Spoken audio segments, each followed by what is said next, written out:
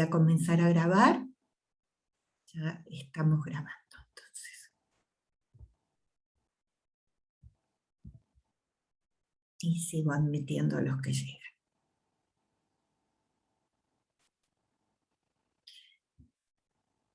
Bueno, el psicoanálisis va a ser un acercamiento a los niños que es muy específico y que es pionero respecto al trabajo con niños en psicoterapia. Para ello tenemos que partir de cuál es la comprensión que el psicoanálisis tiene del niño. Ustedes saben que en la clínica psicoanalítica trabajamos con el lenguaje. Hemos visto en las clases anteriores que trabajamos con las asociaciones libres y que a los adultos les pedimos que hablen libremente. Pero esto no se puede hacer de la misma manera con niños pequeños que aún no hablan o están comenzando a hablar o hablan muy poquito. Entonces, para pensar la clínica con niños, tenemos que partir de pensar cómo comprendemos el lenguaje. Y bueno, el lenguaje es la capacidad de simbolizar. Los lingüistas dicen que es la facultad de representar lo real por un signo, de comprender el signo como representante de lo real, para poder establecer una relación de significación. Es decir, la realidad la entendemos y le damos un nombre. Ese nombre representa las cosas que vemos en el mundo. Pero además, ese signo para nosotros tiene una significación particular. Es con esto, con esas significaciones, con lo que trabajamos en psicoanálisis.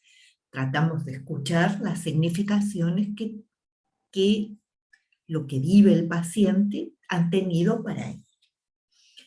Sin embargo, esta capacidad de representación simbólica no solo es verbal, sino que también tiene una parte no verbal.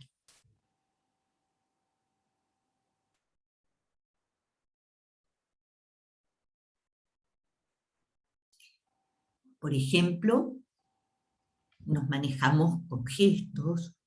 Cuando veíamos en la imagen anterior un apretón de manos, es una manera simbólica de saludar que no necesita palabras, que con gestos podemos mostrar el modo de acercarnos, de iniciar un contacto con otro.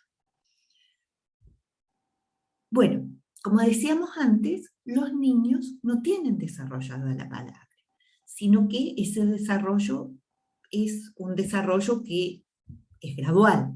En los primeros meses los niños solamente hacen sonidos, dicen sonidos, gruñidos, empiezan después a decir sílabas, pa, pa, pa, pa, pa, pa, repiten sílabas. Luego van a tratar de expresar sus emociones y no necesariamente lo hacen con palabras. Empiezan a sonreír, empiezan a hacer gestos, a imitar a la mamá. Alrededor del segundo mes empieza el balbuceo, esto de repetir sílabas, repetir sonidos vocales. Y recién alrededor del sexto mes, los niños van a empezar a decir sonidos que adquieren el valor de palabra y que no son exactamente una palabra. Por ejemplo, papá, que puede ser la papa o puede ser el papá. Pueden decir, por ejemplo, teté y referirse al chupete. Y la mamá entiende esos sonidos y le da el sentido que el niño también le está dando.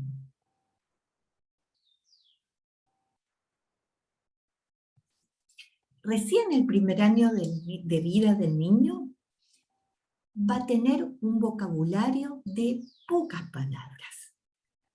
El segundo año se va ampliando ese vocabulario. Al principio van a usar una palabra que sirve de frase. Por ejemplo, van a decir tutú y están diciendo quiero el autito para jugar. Indican tutú para pedirle a la mamá que le alcance el autito para jugar. Con una sola palabra, con una repetición silábica, están haciendo una frase. Luego van a agregar, por ejemplo, un verbo y van a decir quiero papa, quiero comer, por ejemplo.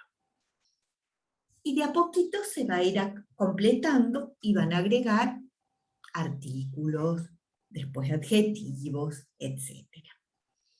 Recién al tercer año de vida van a tener los elementos fundamentales de la lengua y un registro más completo de los sonidos. Van a poder decir sonidos más difíciles.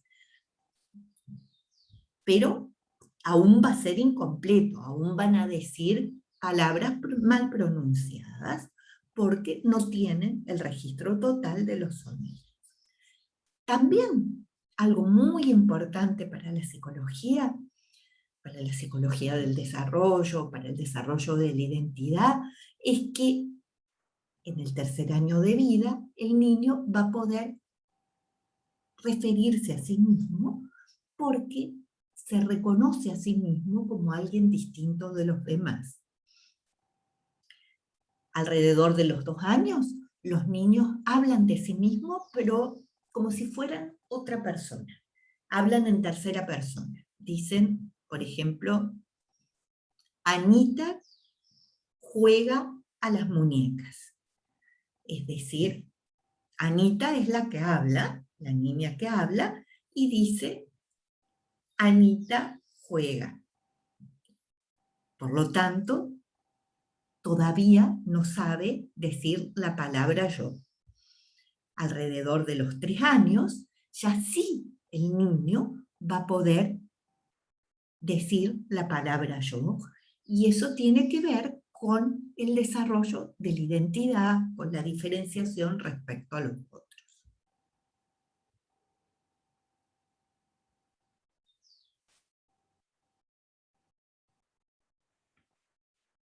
Sin embargo, hay otras formas de lenguaje que sí funcionan desde antes de que se adquiera la palabra y que son sumamente importantes en los niños, aun cuando ya pueden hablar, sobre todo respecto a situaciones o temas que no pueden manifestarse con palabras.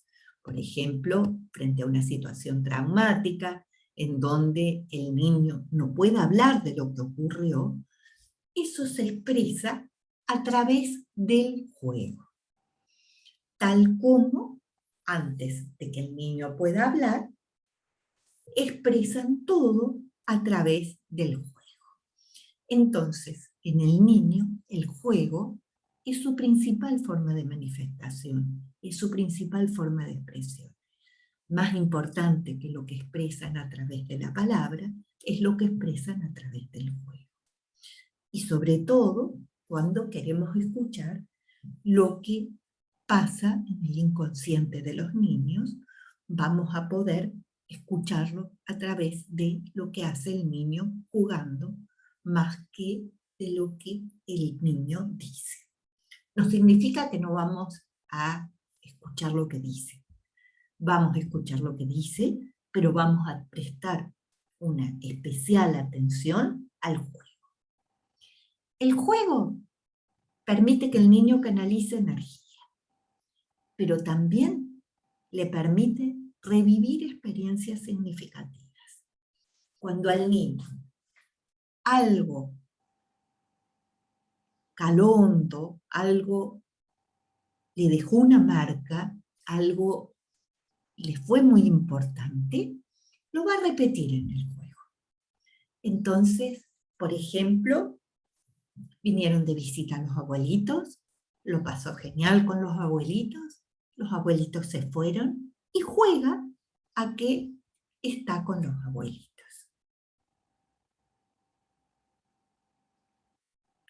Pero también, cuando tiene una experiencia traumática, a veces uno se asombra de ver niños que juegan, por ejemplo, a que muere alguien, pero han vivido una experiencia o están viviendo una experiencia de duelo, y repetir esa experiencia dolorosa en el juego es la forma de poder elaborar esa situación. A veces no lo repiten directamente, no lo juegan directamente tal cual pasó, sino que lo juegan de una manera más simbólica. A lo mejor muere un pajarito, a lo mejor juegan de otra manera en que simbolizan una pérdida. Desaparece un juguete, etc. También el juego sirve para compensar una realidad displacentera. A lo mejor si ese niño que juega a que vienen de visita los abuelos se siente muy solo, la forma de llenar esa soledad, de llenar ese vacío, es jugar a la visita de otros. En este contexto de pandemia, los niños juegan mucho a que juegan con otros, porque han estado muy solos, han estado aislados. Y entonces juegan imaginariamente, el que están jugando con otros compensa la ausencia de contacto con los otros. Y compensar la realidad displacentera, revivir experiencias significativas, sirve para que el niño pueda elaborar y resolver conflictos. Winnicott dice que la experiencia cultural es un derivado del juego. Y eso es porque el primer juguete del niño, el juguete ese importante que tienen los niños alrededor de los 2 años, las mamás, cuando les hable de esto, se van a dar cuenta inmediatamente de qué les estoy hablando. Alrededor de los 2 años, los niños tienen un juguete del que no se pueden separar. Un juguete que llevan a todos lados, que no se puede lavar, que no se puede modificar en nada, porque si se lo quitan al niño, llora. Pero si lo tiene, se calma, le sirve para dormirse, se queda tranquilo solo con ese juguete. Ese juguete, que a veces puede ser el tuto, la sabanita con la que dormían, a veces un osito de peluche, muchas veces un osito de peluche, otras veces puede ser cualquier cosa. Ese juguete es lo que Winnicott llama el objeto transicional. Ese juguete es la primera utilización de un símbolo.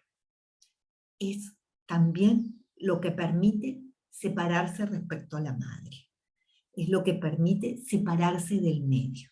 Entonces es lo que intermedia entre el niño cuando nace no se representa como sí mismo, como distinto de los demás. Para poder llegar a esto que decíamos de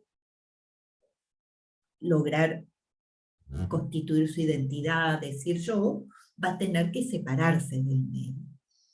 Ese juguete es lo que va a mediar. Y entonces va a ser la mamá, va a representar la mamá, y va a ser un poco la mamá cuando la mamá no está. Entonces, ese juguete va a ser el primer símbolo, va a representar la mamá, cuando la mamá no está.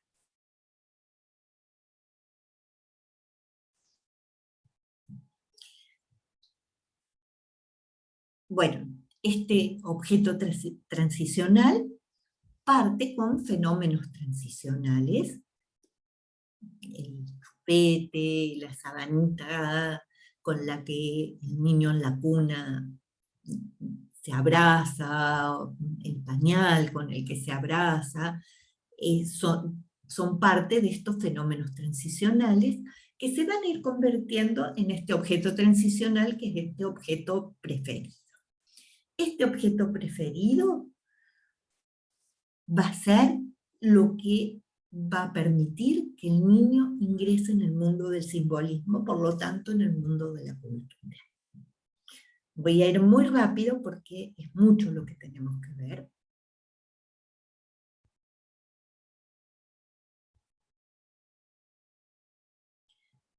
Entonces va a funcionar como una zona intermedia entre la realidad exterior y su realidad interna.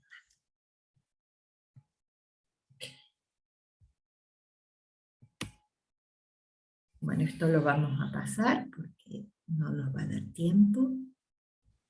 Profe, una consulta, ¿el objeto transicional hasta qué edad más o menos le dura al niño? Es alrededor de los 2 años. Y luego, bueno, eso estaba ahí en el material, lo que pasa es que no puedo extenderme en todo.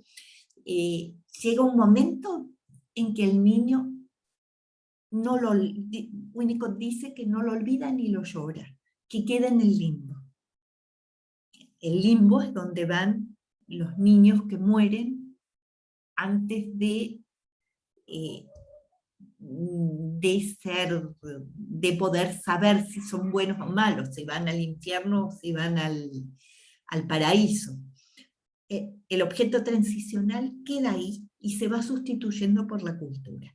Entonces se va ampliando el campo del simbolismo del niño. El niño va adquiriendo cada vez más palabras, va a tener muchos juegos diversos y muchos juguetes diversos, y ese objeto preferido va a quedar ahí. Va a ser algo que por lo cual no se produce un duelo, algo que no se pierde, sino que se transforma en todo el campo de la cultura. ¿Queda claro? Sí, profe, gracias. Bueno, dentro del juego, otra de las formas de jugar está el dibujo. De hecho, el dibujo comienza siendo una actividad puramente motora, como el juego, que comienza siendo una actividad puramente motora. El niño al principio, sus primeros juegos son mirarse la manito, así va integrando su cuerpo, va conociéndose, o balancearse. Esos son juegos motores. Cuando el niño empieza a dibujar, igual, hace rayones. Y dibuja como una actividad motora, no es una actividad plástica al principio. Esas rayas no significan nada para el niño, ni representan nada.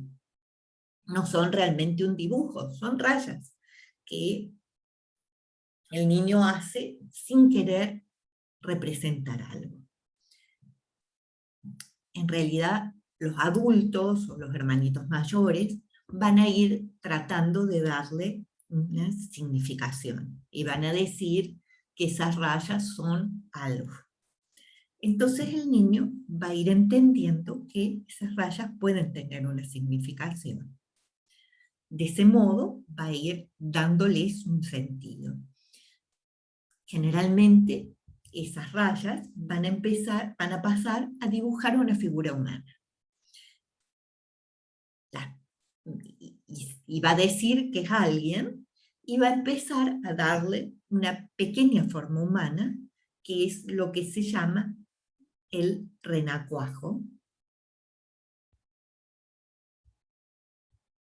Ahí ven, entre las rayas, un circulito con una colita.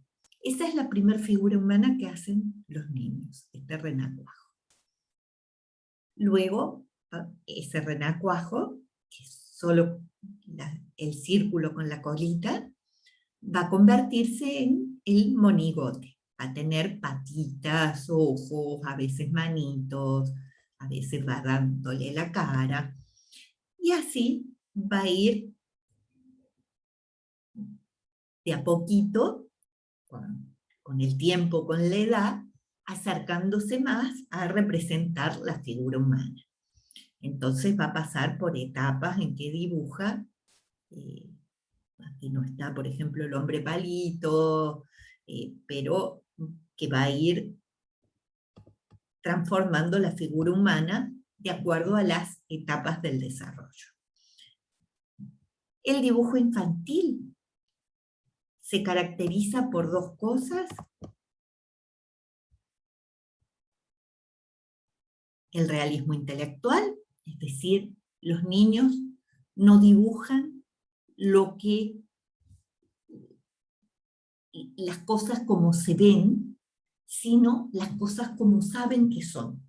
Por ejemplo, si dibujan una mesa, van a poner una mesa como si la vieran de arriba, un cuadrado o un círculo, y van a dibujar 4 patas acostadas. Es porque saben que la mesa tiene una parte plana y 4 patas. No van a dibujar la mesa en perspectiva, que a lo mejor no se ven las patas. Pero lo importante del dibujo es que el niño en el dibujo proyecta cosas de su realidad. Entonces, para la clínica, esta es una herramienta no solo pensando en test proyectivos, sino mucho más importante es lo que el niño hace en el dibujo libre, como lo que el niño hace en el juego libre. Porque en el juego libre expresa sus conflictos, sus proyecciones, muestra sus mecanismos de defensa, y en el dibujo el niño muestra sus proyecciones.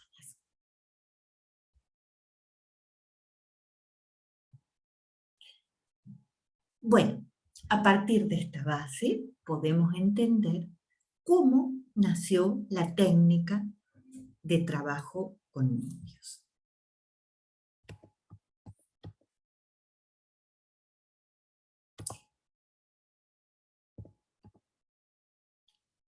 Yo creo que ustedes, con lo que ya han ido viendo del psicoanálisis, saben que Freud no trabajaba mucho con niños, sino que la mayor parte de sus pacientes eran mujeres jóvenes,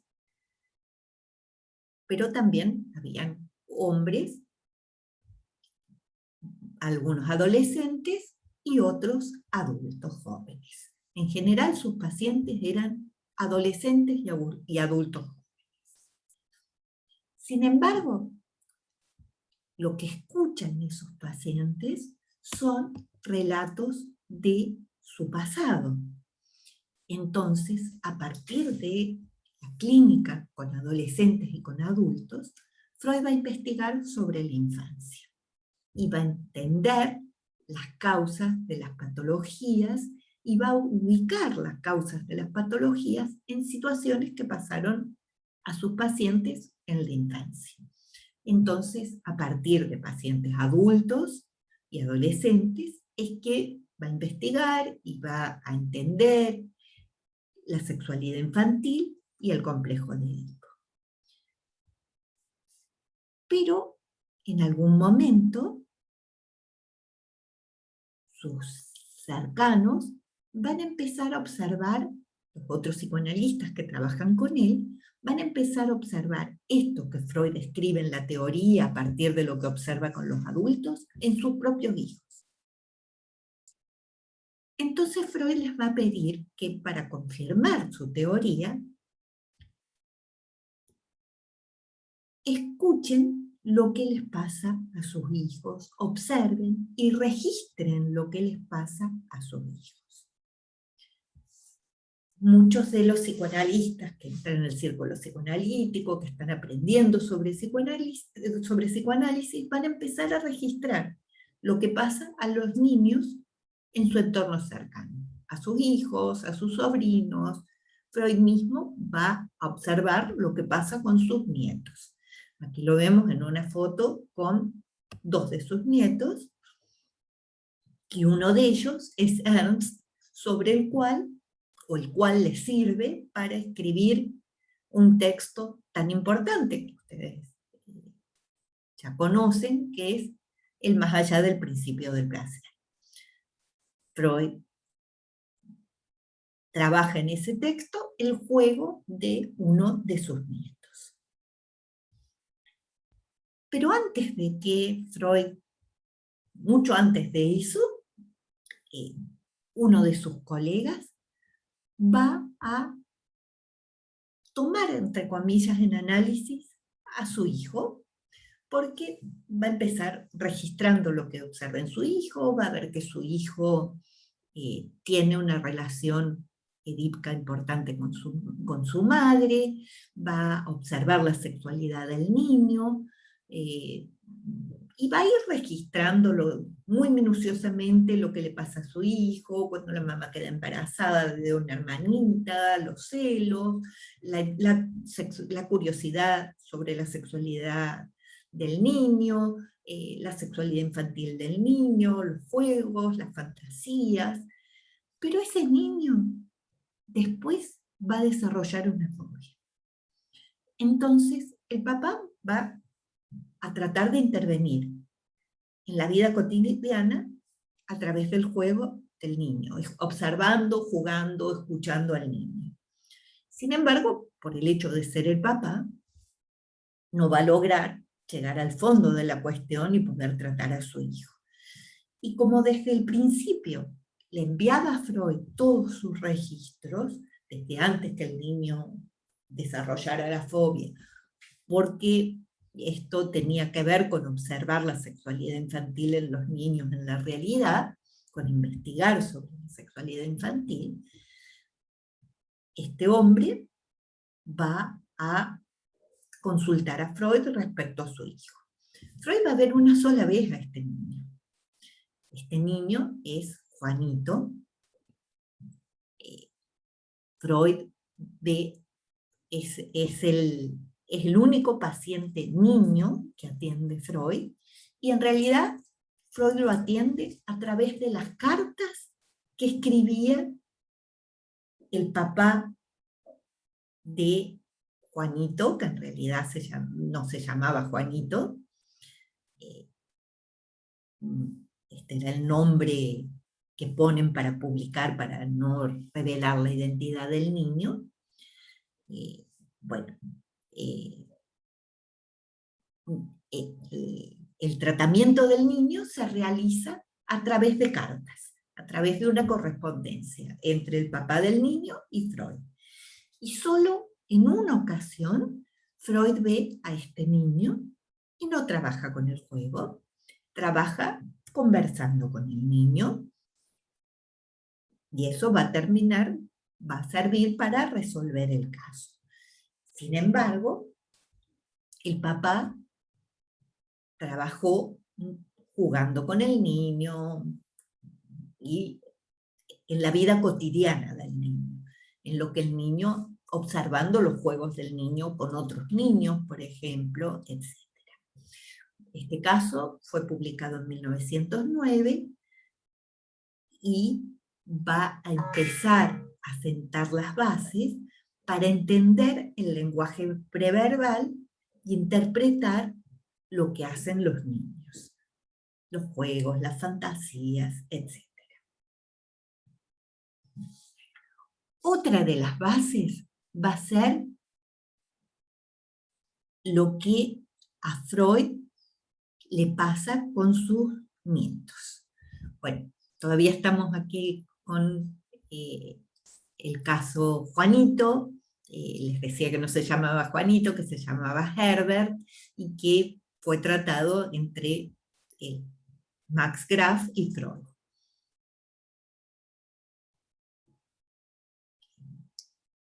No vamos a ver el caso Juanito. En psicopatologías si lo vemos con más detalle. Pero luego Freud va a hacer un importante trabajo sobre el juego, y este trabajo sobre el juego va a ser el trabajo que va a hacer a partir de observar un juego particular de su nieto en la cuna. Y ese juego era que el nietito de Freud tenía un carretel para enrollar hilo, con un cordel, con un hilo, y tiraba el carretel hacia afuera de la cuna y gritaba,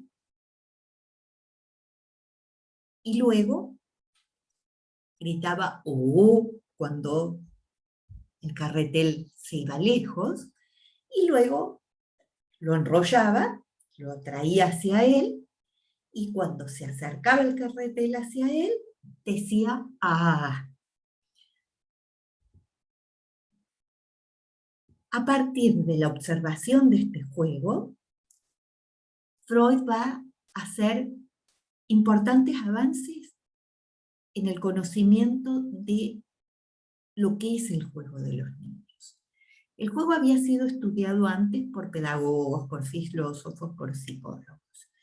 El psicoanálisis va a aportar a lo que otros investigadores habían indagado sobre el juego, el hecho de entender que el juego también tiene un significado inconsciente, que lo inconsciente se expresa a través del juego.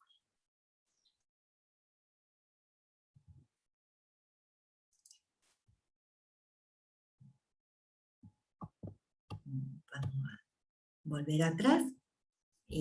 Bueno, cuando Freud observaba este juego del nietito, Freud se da cuenta de que, junto a la mamá, junto a su hija, junto a Sophie, ve que cuando el niño decía "oh", quería significar fort, que significa allí.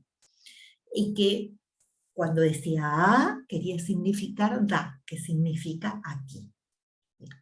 El juguete estaba con él, cuando decía aquí, cuando estaba lejos, cuando no lo veía, estaba allá. Y lo que representa el niño con ese juego es cuando la mamá se va a trabajar, cuando la mamá no está, dice Ford. Y por eso hacía expresiones de grito, de enojo. Y cuando el niño se alegraba y hacía una particular fiesta, eran los mismos gestos que hacía cuando la mamá llegaba.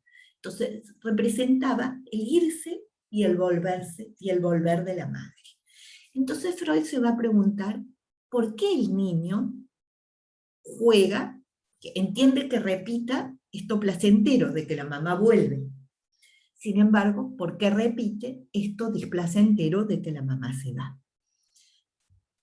Y va a darse cuenta que esto le sirve para elaborar la ausencia de la madre. Poder representar esa ausencia, poder expresarla y representarla y repetirla, le sirve para elaborarla.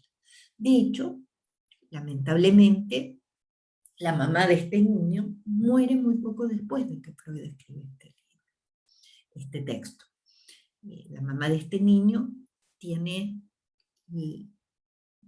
la peste de esa época, que era la gripe española, que fue algo como el COVID en el 1900, que causó muchas muertes, fue una pandemia también, y muere por la gripe española, y Freud va a decir que este juego particular de representar cuando la mamá se va, la ausencia y la presencia de la madre, le va a servir para poder elaborar la pérdida de la madre cuando la mamá muere.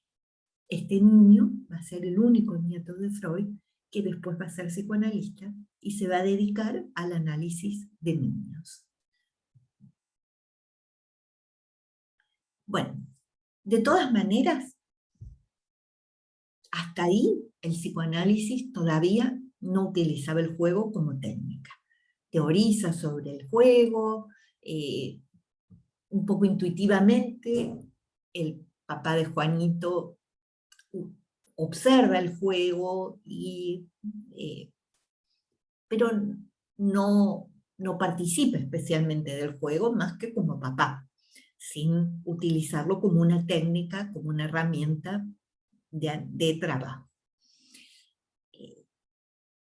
El psicoanálisis finalmente va a incorporarlo específicamente como la herramienta técnica de trabajo con niños, porque va a entender que el juego permite la expresión simbólica de lo inconsciente. Entonces, la consulta psicoanalítica con niños va a ser un espacio en donde se va a trabajar específicamente con el juego. Tiene que estar preparada específicamente para que los niños puedan jugar con juguetes, con cosas a su alcance, etc. Y no solo en la consulta, también hay otros espacios que podríamos llamarlo un poco como más comunitarios, como en donde se trabaja con el juego de manera psicoanalítica, como el ejemplo de la Casa Verde, que es una experiencia de François Dolto en Francia, pero que se replica en todo el mundo. También hay quienes trabajan de esa manera aquí en Chile, que son espacios en donde los niños van acompañados de un adulto que los cuida a jugar libremente, y son espacios que no son clínicos, pero que sí ayudan a favorecer la relación entre los padres y los niños y a poder prevenir problemáticas en los niños. En donde van niños sanos, ¿no? Y niños con problemáticas que se detectan en ese caso. Bueno, para llegar a esta técnica de trabajo con niños, hubieron una serie de mujeres que fueron las que comenzaron a trabajar con el juego. La primera de ellas fue Hermine von Helmut. Fue la primera que utilizó el juego específicamente como técnica. Ella también empieza trabajando con niños, trabajando también con su familia. Como les contaba que lo hicieron muchos en esa época. Pero tuvo un problema. Ella no tenía hijos, tenía una hermana muy cercana, que era madre soltera, y junto a su hermana ayudaba en la crianza de su sobrino. Entonces va observando a su sobrino, pero su sobrino tiene problemas serios y empieza a tener una conducta delictiva. Entonces ese niño termina yéndose de la casa y siendo adolescente entra a la casa de ella a robarle, y para que ella no grite, la termina asesinando, la asfixia. El hecho de que este sobrino la haya asesinado llevó a que de algún modo se ocultara todo lo que ella había investigado. Sin embargo, ella utilizaba la técnica de juego con sus pacientes, no solo con su sobrino. Empezó a jugar en la clínica con sus pacientes y escribió textos de avanzada para esa época, sumamente importantes, textos técnicos sumamente importantes, que quedaron en el olvido por este hecho trágico. Porque además, a partir de este hecho trágico, los psicoanalistas empezaron a preguntar si era bueno trabajar con su propia familia, y empezaron a darse cuenta que no era bueno. Así como el papá de Juanito no podía ver lo que le pasaba al hijo, tuvo que consultar a Freud para poder verlo, En realidad no podemos trabajar con nuestros hijos, no es bueno que los interpretemos, no es bueno que nos pongamos en lugar de analista con nuestros hijos. Y eso termina siendo una regla, una restricción, una prohibición. No se puede trabajar con familiares. Hoy lo dicen los consejos al médico, que no se puede trabajar con familiares, tampoco con familiares niños, ni con familiares, ni con niños conocidos. No se puede tomar en análisis, por ejemplo, el hijo de un amigo, el hijo de amigos de la familia, etc. Pero eso se empezó a cuestionar, se empezó a hacer notable a partir de este hecho trágico que le pasó a Hermine von Hoek-Helmers. Bueno, pero esta mujer que tuvo este triste final fue la primera que jugaba con sus pacientes y que ese juego no era un juego por entretención, sino que lo utilizaba para poder escuchar cómo los niños manifestaban lo que sucedía en su inconsciente a través del juego y interpretar el juego de los niños.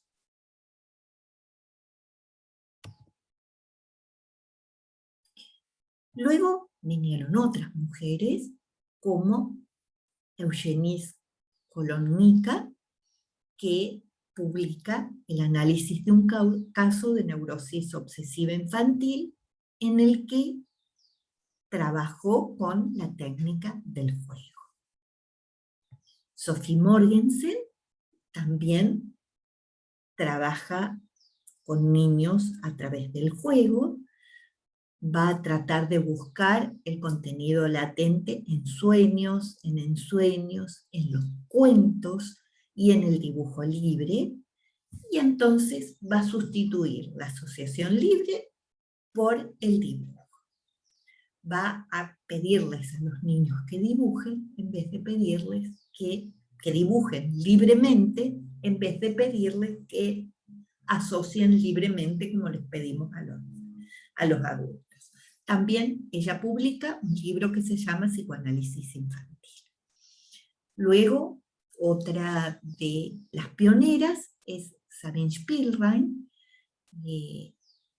Sabine Spielrein trabaja sobre la pulsión destructiva y sádica y va a ser un antecedente a lo que Freud va a desarrollar después como pulsión de muerte. Pero además de estos aportes teóricos, Sabine Spielrein va a hacer aportes técnicos bien importantes para el trabajo con niños en instituciones. Ella era de origen judío-ruso, estudió en Suiza con Jung, luego se analizó con Freud, pero vuelve a la Unión Soviética y en la Unión Soviética funda numerosas instituciones educativas, instituciones para niños que están en situaciones de vulnerabilidad, en situaciones de desamparo, y aporta mucho en crear instituciones donde se trabaja psicoanalíticamente con los niños. Lamentablemente, ella junto con su familia va a morir a causa de lo sucedido en la Segunda Guerra Mundial por la persecución de los nazis. Madeleine Rambert va a crear una técnica de juego con títeres. Va a inventar, a crear ella títeres que representan todos los personajes importantes para los niños. la mamá, el papá, el abuelito, los hermanitos, la profesora, el médico, el almacenero, todos los personajes cercanos al niño y importantes van a estar representados en los títeres, y va a hacer que los niños jueguen con los títeres, representando, y tal como con el dibujo, cuando los niños representan algo, proyectan. Entonces sirve para interpretar y para trabajar con los niños. Bueno, luego van a haber dos tendencias importantes en el psicoanálisis de niños que se van a desarrollar luego de que Freud se va, también por la persecución nazi, tiene que irse a Inglaterra, y en Inglaterra se desarrolla una forma del psicoanálisis, el psicoanálisis inglés. Dentro del psicoanálisis inglés van a haber dos pioneras, Anna Freud, que es la hija de Freud, que en realidad era pedagoga, entonces va a desarrollar una técnica de trabajo con niños que va a ser muy pedagógica, va a aplicar el trabajo en escuelas, con niños abandonados,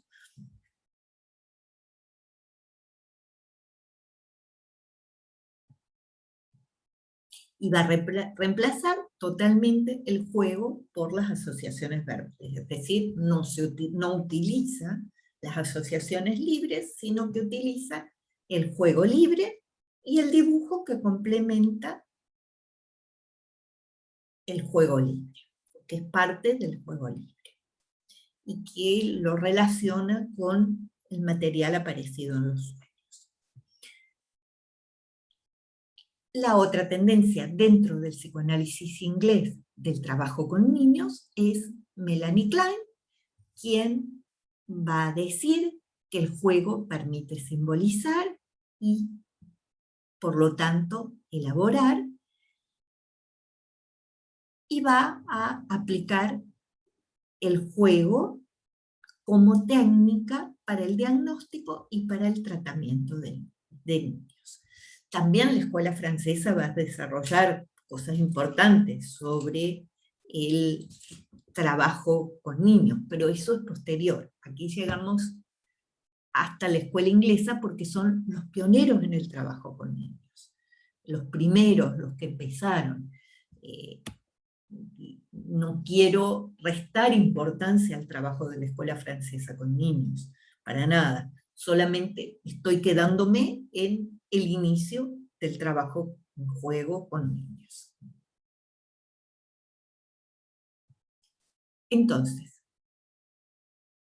Freud va a aportar que el juego sirve para elaborar situaciones traumáticas a partir de la repetición que se produce en el juego.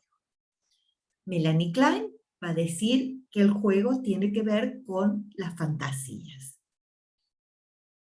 Y Winnicott va a decir que el juguete, este primer juguete, es el primer simbolismo. Este objeto transicional es el primer simbolismo al que accede el niño. Estas son las bases teóricas a partir de las cuales vamos a desarrollar una técnica de trabajo que es el trabajo con el juego. Entonces vamos a esta técnica. Vimos por qué es tan importante el juego en la terapia. Vamos a ver cómo se desarrolla el diagnóstico, cómo se inicia un tratamiento con niños, y un poquitito muy corto de cómo se continúa ese tratamiento. Para iniciar un trabajo con niños, no se inicia directamente con el niño, sino que lo primero que vamos a hacer cuando nos consultan con un niño, por un niño, va a ser citar a los padres sin la presencia del niño. Vamos a pedir una primera entrevista con los padres. Esa primera entrevista a veces requiere prolongarse, a veces es más de una. Y en esa primera entrevista vamos a comportarnos dialogando con los padres, sin ser inquisitivos, sin juzgarlos, tratando de aliviar la angustia y la culpa,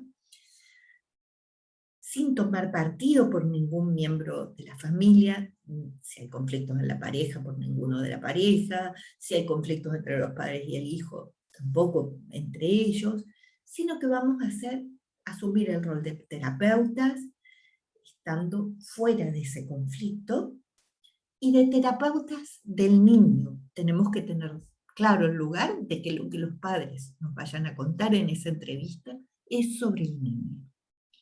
No vamos a intervenir en lo que tiene que ver con cuestiones de ellos, salvo que veamos que hay una problemática importante y podamos indicarles una derivación, una consulta con otra persona, decirles que sería bueno que también hagan tratamiento, pero no vamos a intervenir en ese tratamiento, solamente vamos a indicar esa derivación. En esa entrevista vamos a pedirles a los padres que antes de venir le avisen al niño que pidieron un tratamiento para él, vean si el niño quiere hacer ese tratamiento y que le avisen que van a venir a una entrevista con el psicoanalista en la que van a hablar de lo que les preocupa sobre el hijo. Vamos a prestar atención a quién viene. Si vienen los dos padres, si viene otra persona, una abuelita, etc. Y ese va a ser un primer indicio de la situación familiar. Algunos psicoanalistas no reciben, por ejemplo, a la mamá sola, piden que vengan los dos padres. Otros prefieren prestar atención a quién vino y por qué vino, la persona que vino.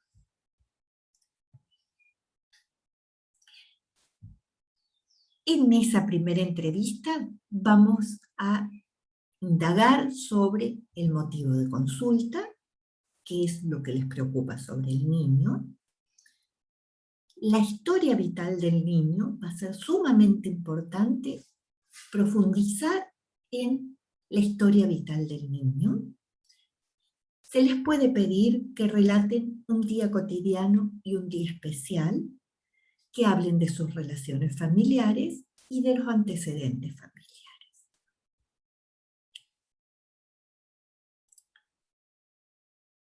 Respecto al motivo de consulta, vamos a atender al síntoma, cómo se inició, cómo se desarrolló, qué pasó en ese momento mientras se inicia o se profundiza el síntoma.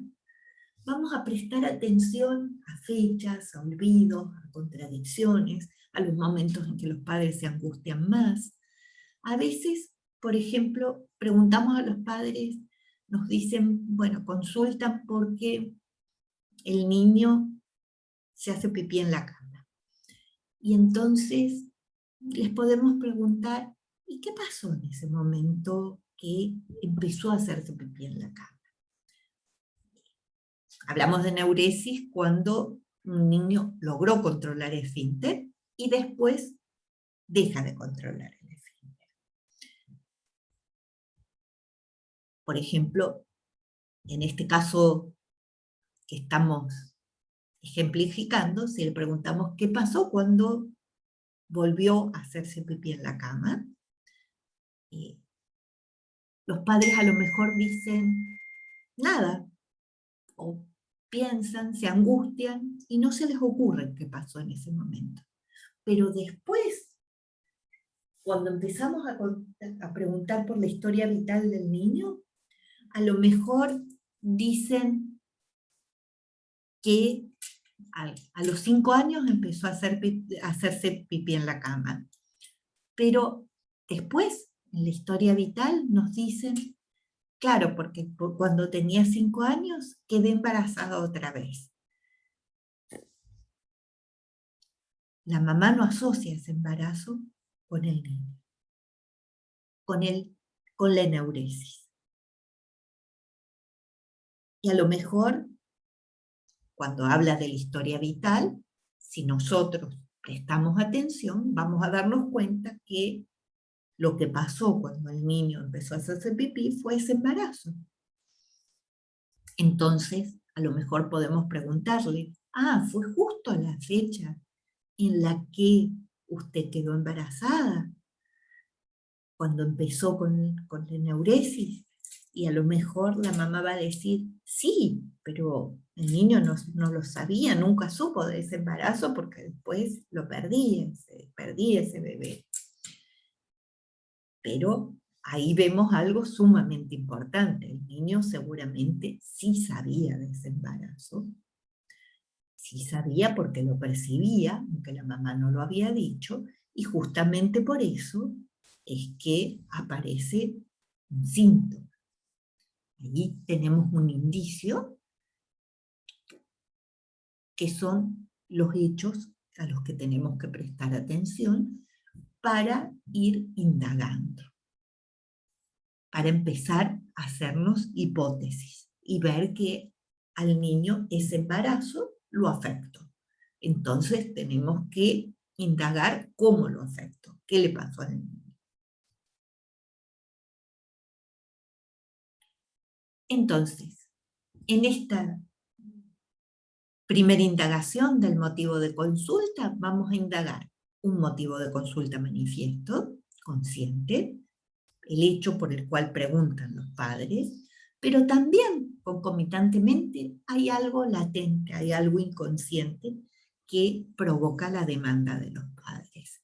Entonces vamos a escuchar no solo lo que los padres nos dicen, sino lo que por detrás los convoca a consultar. En segunda instancia dijimos que vamos a indagar sobre la historia vital del niño. Y vamos a ir detalladamente preguntándole qué pasó desde antes de que ese niño nazca. ¿Cómo concibieron ese niño? Si lo querían tener, si no fue planificado. ¿Cómo decidieron continuar o no con ese embarazo? ¿Cómo se sintieron cuando supieron que ese niño venía? ¿Cómo se desarrolló el embarazo, el parto, si había apoyo familiar? ¿Cómo fue el primer contacto con el hijo? ¿Cómo reacciona la mamá con el llanto del bebé? ¿Cómo fue la lactancia, el destete? ¿Cuándo pasa a otro dormitorio? ¿Con quién duerme? ¿Cuánto tiempo? ¿Se usó chupete? ¿Cuándo aparecieron los dientes? ¿Cómo fue vivido por la madre? ¿Cómo fue el cambio de alimentación? Etcétera. Los primeros juguetes, el juguete especial, el objeto transicional, las primeras palabras, el desarrollo del lenguaje, de la marcha, el aprendizaje del control de esfínteres, etc. Un poquito más grande, la sexualidad del niño, la curiosidad sexual, la preferencia por algún familiar, las rivalidades, las identificaciones, las idealizaciones, cómo se marcan los límites, cómo se integra el niño al colegio, etc. Si nos da tiempo y es necesario, preguntar por un día especial y un día cotidiano nos va a permitir ver las relaciones de dependencia y de interdependencia en la familia, la libertad, la coacción, cómo se marcan los límites, cómo se respetan las normas, el grado de neurosis de una familia, por ejemplo, una familia que nos cuenta que todos los cumpleaños hay una pelea. Ahí vemos una familia bien neurótica, por ejemplo.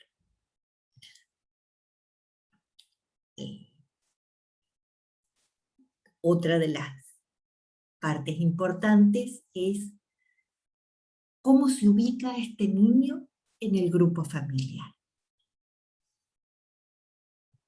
También los antecedentes familiares, si hay patologías hereditarias, si hay duelos que pueden afectar al niño, si hay repetición de situaciones de accidentes, si hay patologías que están afectando a la familia, situaciones traumáticas especiales, repeticiones, etc.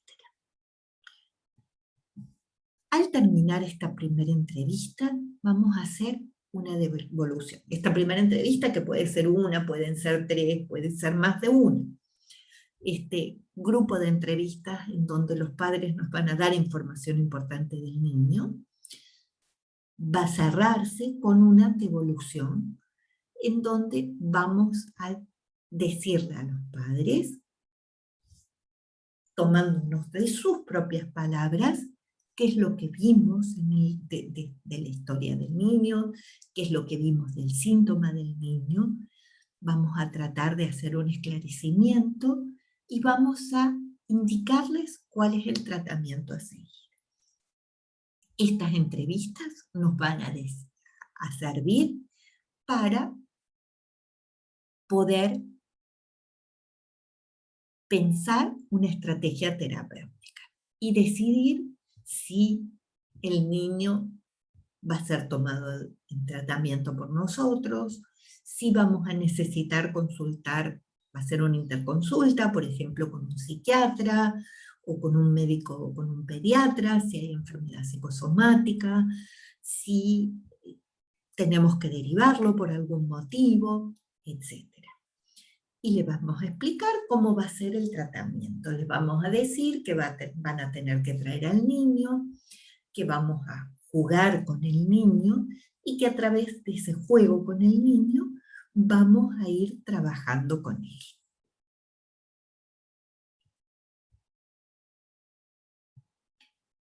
Entonces, luego de eso es que va a iniciarse el tratamiento. O a lo mejor, si solamente estamos haciendo un diagnóstico, igual vamos a necesitar una hora de juego diagnóstica. Entonces, la primera sesión con el niño va a ser esta hora de juego diagnóstica, que nos va a servir para terminar de conformar la estrategia terapéutica con él. A veces, en esa devolución con los padres anterior a esta hora de juego diagnóstico, vamos a decirles que vamos a tener una sesión con el niño para poder hacernos una idea más clara de lo que le sucede y que después de eso les vamos a decir cuál va a ser el tratamiento a seguir. A veces vamos a necesitar esta hora de juego diagnóstica. Otras veces, ya antes con los padres, podemos decirles, ya es suficiente para decirles que vamos a iniciar el tratamiento con ellos. Bueno, para poder trabajar en esta hora de juego diagnóstico, vamos a necesitar que la consulta tenga una preparación especial. Esa preparación especial tiene que ver con que la consulta tiene que estar preparada para que el niño pueda jugar, pueda gritar, pueda tener acceso a los muebles, no sean muebles que se rompan si el niño juega, no hayan cosas peligrosas, idealmente con acceso a agua, que el niño también pueda jugar con agua. Y vamos a tener preparada una caja de juegos que tiene un material estándar y a la cual se le pueden agregar juguetes en base a lo que hayamos indagado sobre el niño, en base a lo que los padres nos hayan contado. Si tiene una preferencia, si algo nos puede servir para indagar sobre un tema, podemos agregar juguetes especiales. Y hay juguetes estándar como cubos, plasticina, lápices de colores, goma de pegar, muñecos pequeños, trapitos, hilo, autitos, tacitas, platitos, cubiertos, tijeras, etc. Esa primera hora de juego, como les decía, tiene un objetivo diagnóstico. En ese objetivo diagnóstico va a ser sumamente importante prestar atención a la primera acción que hace el niño en la consulta. Si empieza a jugar inmediatamente, si se inhibe, si no se anima a jugar, si no se anima a tocar los juguetes, si abre el cajón y tira todos los juguetes y empieza y no juega con ninguno, si curiosea los juguetes, si sabe claramente a qué quiere jugar, si enseguida se comunica con nosotros, etc. En la primera sesión va a aparecer la fantasía inconsciente de enfermedad y de curación del niño. A través del juego, el niño nos va a expresar cuál es su demanda y cuál es su fantasía de enfermedad y de curación. Esa fantasía se va a ir confirmando en el curso del tratamiento.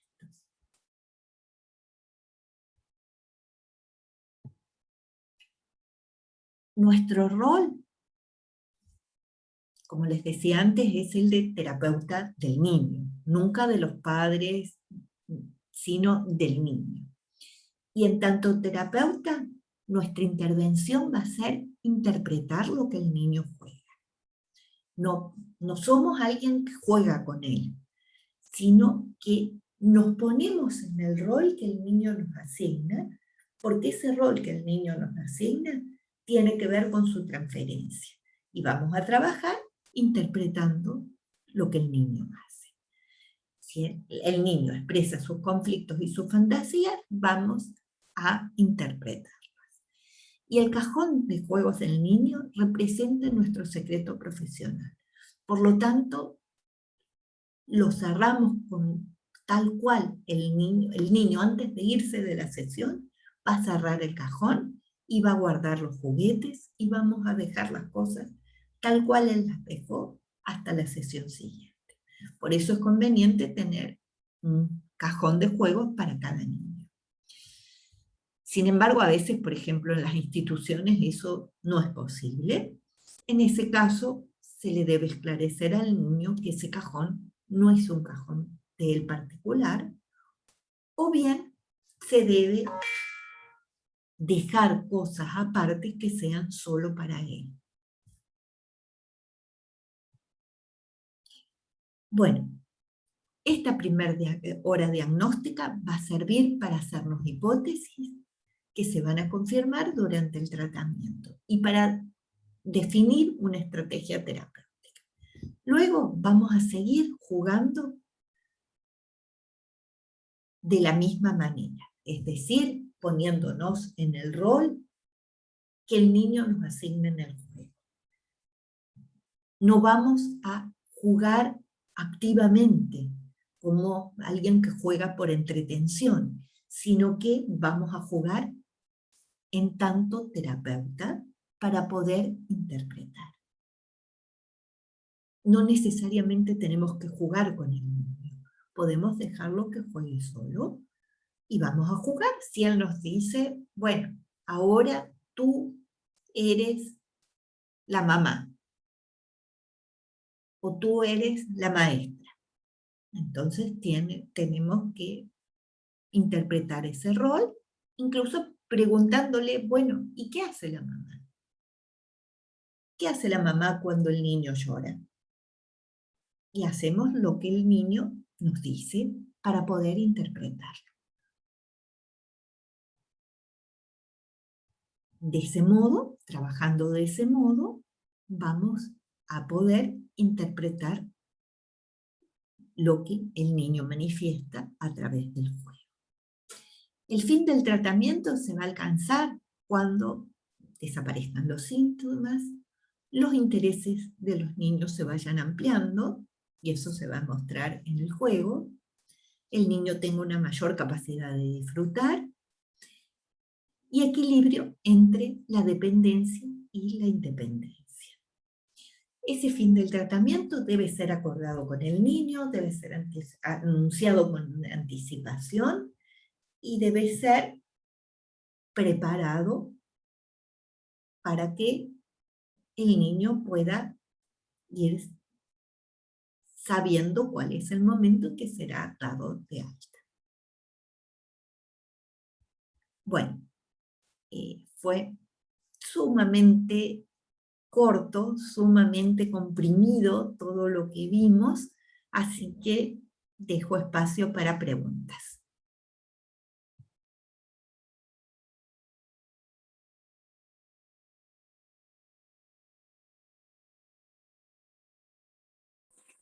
Profe, yo tengo una pregunta con la desaparición de los síntomas. ¿Ahí cómo vamos a saber si el síntoma desaparece? Por ejemplo, si el niño ya no se hace pipí en la cama, ¿hablamos con los padres para eso? ¿O cómo lo hacemos? El niño lo va a decir. Pero, Si al niño le preocupa, que seguramente le angustia eso, va a irlo diciendo, y no necesariamente con palabras, porque va a jugar a eso. Si es una situación que angustia a la familia, va simbólicamente a hablarnos de eso en el juego. Entonces, a lo mejor, por eso, por ejemplo, es importante tener agua en la consulta, porque a lo mejor va a servir en una tacita con un jarro con agua y va a volcar agua y nos va a estar hablando de cómo se hace pipí. Entonces, ese volcar agua lo vamos a trabajar y le vamos a decir, uy, se mojó el mantel. ¿Qué pasa cuando se mojan las sábanas? Y ahí vamos a ir trabajando. Y eso va a aparecer, va a aparecer. El síntoma va a irse trabajando durante el tratamiento y nos va a hacer saber, en algún momento nos va a decir, si puede hablar, ya no me hago pipí en la cama, estoy contento. Pasé una noche sin hacerme pipí en la cama. Y bueno, vamos a ir, pero ojo, que la desaparición del síntoma no es suficiente.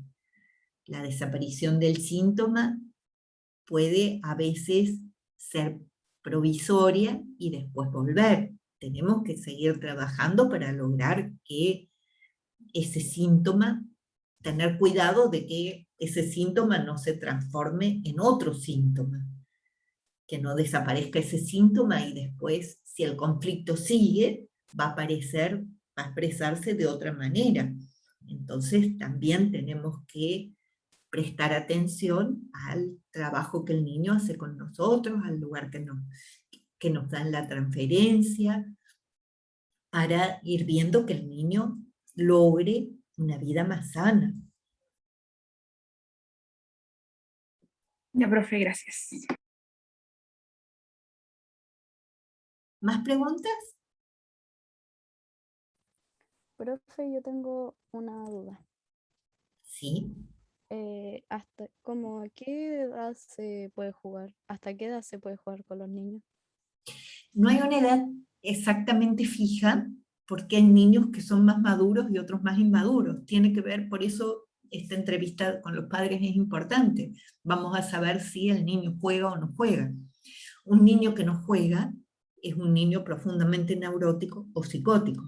Es importante, es sano que un niño juegue. El que un niño no juegue es algo muy preocupante. Pero va a haber una edad en que el niño deja de jugar y empieza a hacer otras cosas. Entonces, en la pubertad tenemos que prestar atención a la madurez del niño. Cuando el niño ya no juega, vamos a trabajar. El límite está en la pubertad, porque en la pubertad hay niños, a veces se juega y a veces no se juega. En la pubertad vamos a prestar atención a lo que ellos hacen y vamos a trabajar con lo que ellos hacen. A mí me pasa mucho con los boomers y con los adolescentes que no juegan, pero que sus fantasías están volcadas actualmente en los cómics. Entonces trabajo mucho con que me hablen de los cómics, me cuenten, porque ahí aparecen sus fantasías. yo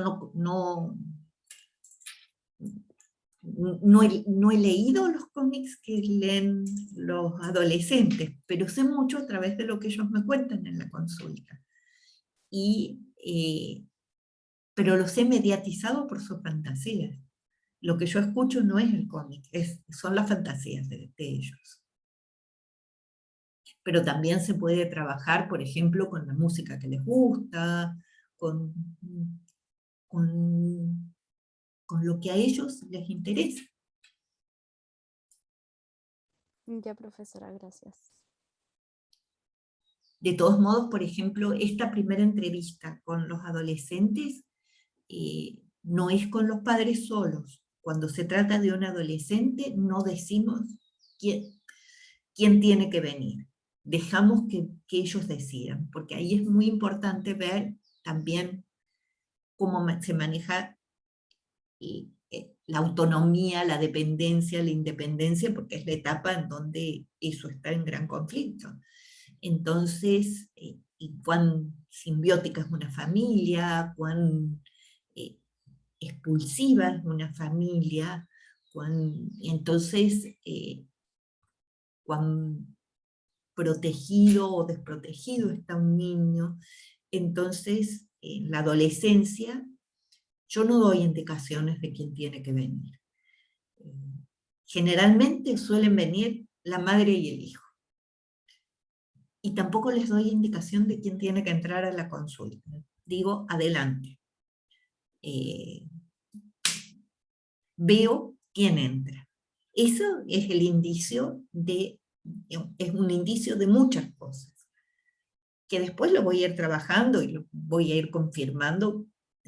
Esto sirve para plantearse las primeras hipótesis, como quién viene con los niños, quién entra con los adolescentes a la primera entrevista, quién habla, si habla si cuando uno hace una pregunta responde la mamá y no deja hablar al adolescente. Son todos elementos que nos dan indicios para las primeras hipótesis. Profesora, ¿y funciona similar cuando hay un joven que juega con juguetes posterior a la adolescencia? Y juega como posterior a la adolescencia, en la vida adulta o O durante sea, la adolescencia. en el proceso, durante la adolescencia, Durante la adolescencia, ¿un límite? ¿a qué edad? ¿A qué edad te refieres tú, más o menos? 24, 25 años. Ujú. Alguien de 24, eso no es adolescencia, es una adolescencia prolongada. O sea, la OMS define la adolescencia entre 10 y 20 años.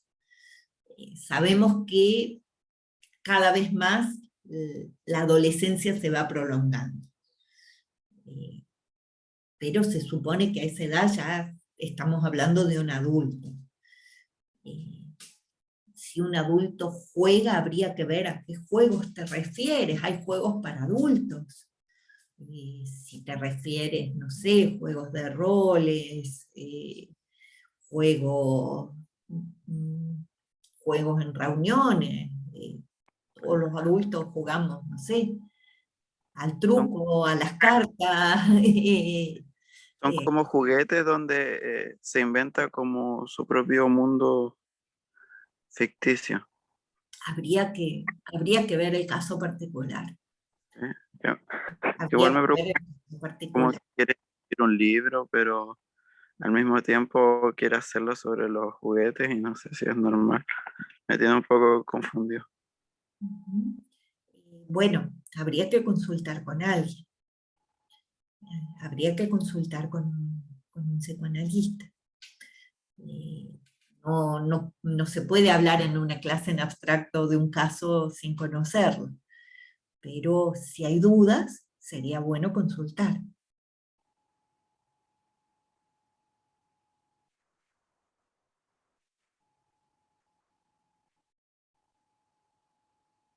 ¿Más preguntas? Profe, yo tengo otra, pero es del trabajo. ¿Sí? ¿Está bien? ¿Te escucho? Es acerca de la reflexión. La reflexión tenemos que hacer una general, individual, personal, acerca del caso. Hay como que estamos No, un poco...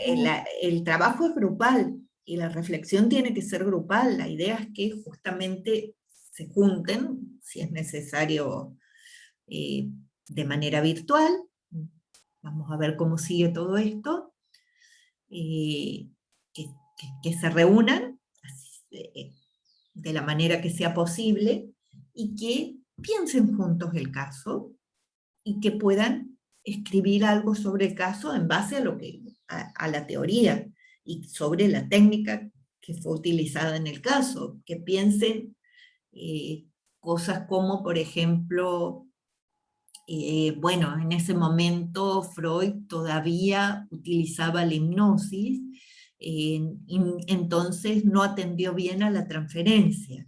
Ese tipo de reflexiones quiero que hagan, reflexiones técnicas sobre el caso en base a lo que han estudiado, no una reflexión eh, propia, sino una reflexión sobre el caso, sobre la técnica aplicada en el caso. Ya, profe, gracias. ¿Alguna pregunta más? Bueno, voy a quitar la grabación entonces.